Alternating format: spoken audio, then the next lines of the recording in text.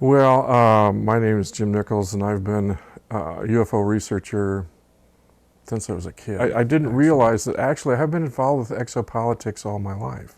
Didn't realize it. It's just that now we have a name for it, and we can define it as the study of the social, theological, political impact of the possibility of extraterrestrial life. And by default, I realized I have been involved with that ever since I was a kid, because I realized at some point that, yeah, people really were seeing flying saucers, but the government kept saying there was no such thing.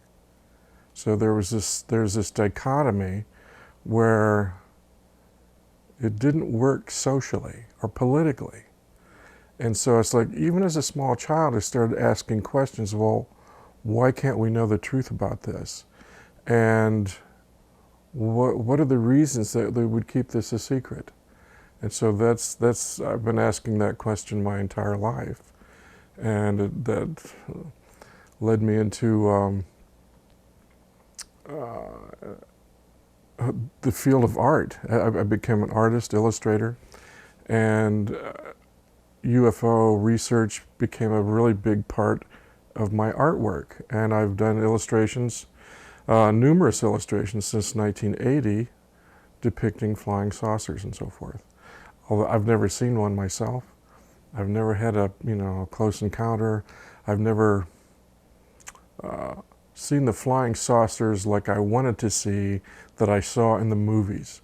I always wanted to see a real deal flying saucer in broad daylight, and to satisfy me to say that, yeah, this is a real phenomenon. But I've never done that. I've never had that experience.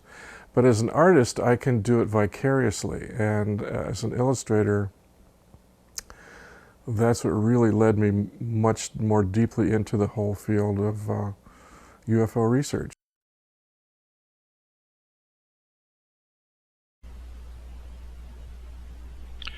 Of course, growing up in the 1950s, thanks to Hollywood's popular science fiction movies, it was commonly understood that no agency of planet Earth could possibly create such amazing machines as flying saucers.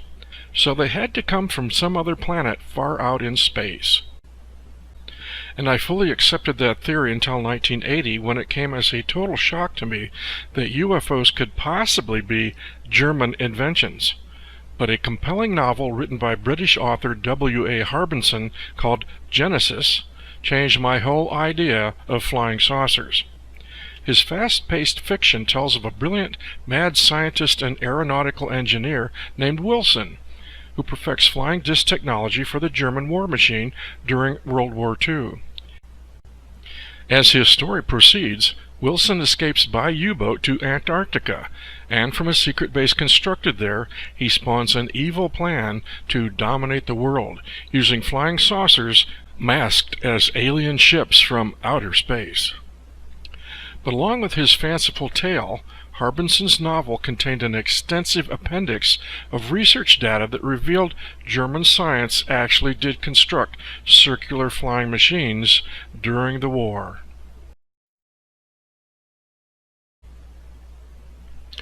Of course, we know as historical fact such technological wizardry as television, jet aircraft, and guided missiles were developed by German engineers during World War II. And it was well known that Hitler repeatedly boasted possession of secret super weapons that would rescue the fading dream of Third Reich conquest. But were his words just desperate, empty bravado, or had flying saucers been part of such super weaponry? The real truth is difficult to ascertain, but a fuller picture, assembled from numerous anecdotal accounts, reveals that occult secret societies, aroused by the humiliating military defeat of Germany in World War I, became determined to discover alternative science and technologies that would liberate their nation from crippling codependence on the British and American petroleum monopoly. In 1919, members of one such group called the Vril Society claimed telepathic contact with an extraterrestrial civilization from a world orbiting the distant Aldebaran star in the constellation of Taurus. A striking beauty named Maria Orsic was the gifted leader of the Vril-Reinen, a team of psychic girls serving the Vril-Gesellschaft, who characteristically wore their hair in long horsetails. These ladies of the Vril actually claimed their long hair acted as cosmic antennas that would help facilitate their occult contact with beings from beyond. One set of Maria's channel transmissions was said to be in a secret German Templar script unknown to her. A second series of transmissions appeared to be written in an ancient Eastern language, which Babylonian scholars within the occult Thule group recognized as ancient Sumerian. Maria Orsic, along with Sigrun, another of the Vril Society's female mediums, began the task of translating these transmissions and discovered they contained instructions for building a circular flying machine. Consequently, while engineers within the Thule societies set about to prove the practical viability of these alien instructions, the more politically motivated Thule members launched the rise of Adolf Hitler and National Socialism in Germany, which eventually would spawn World War II and supposedly the secret advancement of flying saucer technology.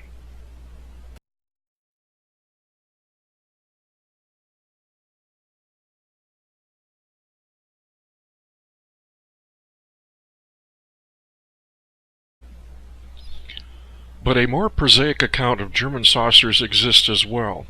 Over the course of the war, the practical advantage of a circular vertical lift flying machine was not simply wild science fiction. Designs originally explored by German engineers have subsequently been advanced to the highly successful application of helicopters in virtually all tactical operations since 1945, which successfully demonstrates what the Reich's technicians were trying to accomplish over the course of the war: to produce an effective combat aircraft that was not dependent upon vast airfields, hopelessly vulnerable to enemy bomber attacks. And war records do indicate the Germans were designing a whole variety of conventionally powered turbojet vertical lift aircraft, including circular discs, for just such purpose. And certain flying saucer prototypes may have actually survived the war. Sighting of a UFO virtually identical to the German flying top was reported by a rancher in Argentina in 1950. Even today, the ultra-high-tech futuristic Venus project features prototype vertical lift hovercraft conceptually identical to the flying top. But while these exotic helicopter prototypes were Luftwaffe, German Air Force projects, a totally separate free-energy levitating disc project was said to exist within top-secret occult SS operations. Presumably, these highly classified disc prototypes employed torsion physics propulsion technology that remains to this day a jealously guarded secret.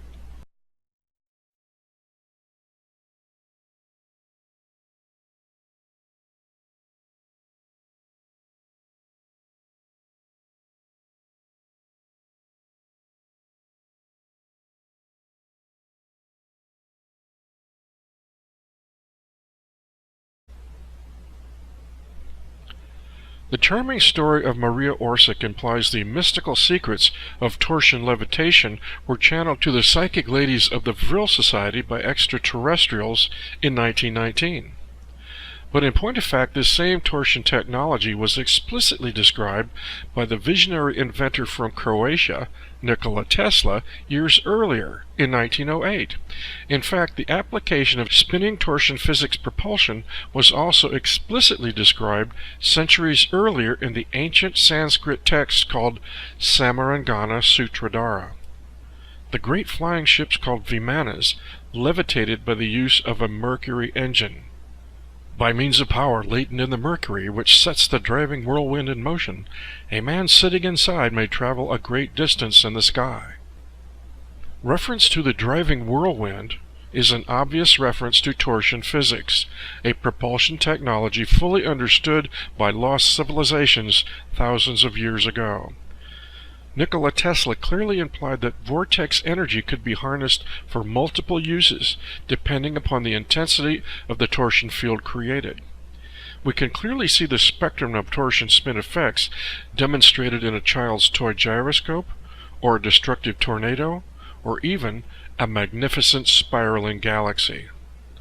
Tesla fully understood the awesome potentials of torsion physics to allow manipulation of the physical medium of time-space and gravity.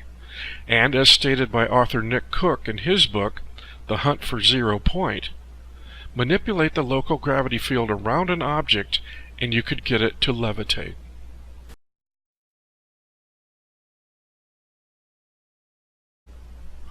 Austrian forest warden, naturalist, philosopher, and inventor Victor Schauberger also observed torsion physics, or the vortex, as nature's most efficient means for the transmission of energy.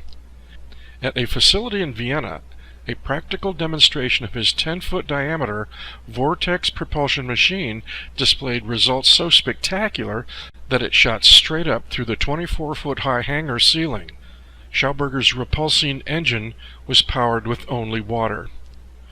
Exactly how much of Schauberger's research was actually used by the Reich is unclear, but by the end of the war, as a prized captive of the American forces, he was deported to the United States, where authorities claimed rights to all his ideas, thoughts, and discoveries, past as well as future. His torsion physics research, to this day, remains classified. One of the things that this whole myth, this whole German saucer mystery really brings to the forefront is the application of the unified field, and particularly vortex energy. We mentioned Victor Schauberger, naturalist inventor Victor Schauberger, and the technologies that he was working on. Victor Schauberger stated that the vortex is nature's most efficient energy system. And when you stop and think about the vortex, we see throughout the universe, we see spinning galaxies. The farthest reaches of the universe, we see spinning galaxies. We see evidence of the vortex in nature. So that tells me that the application of vortex energy is a universal concept. So the implication is that, well, if we could develop vortex propulsion systems on Earth using a universal energy source, it suddenly makes the possibility of flying through space, through dimension channels, or through torsion channels. It suddenly makes the whole concept of interstellar space travel very relevant and very possible. And one of the things that one of the ideas that was mentioned by the ancient Indians in ancient India when they developed the vimanas, the flying machines that used mercury engines. They said these machines would allow humans to fly into the air, but it would also allow heavenly beings to come down to Earth. So right there, you have the whole exopolitical issue, the whole exopolitical concept in a nutshell. It's like, yes, these advanced technologies that the Germans were looking for might be the key to exchange with beings from other worlds. So that's my presentation, and I certainly thank you for listening.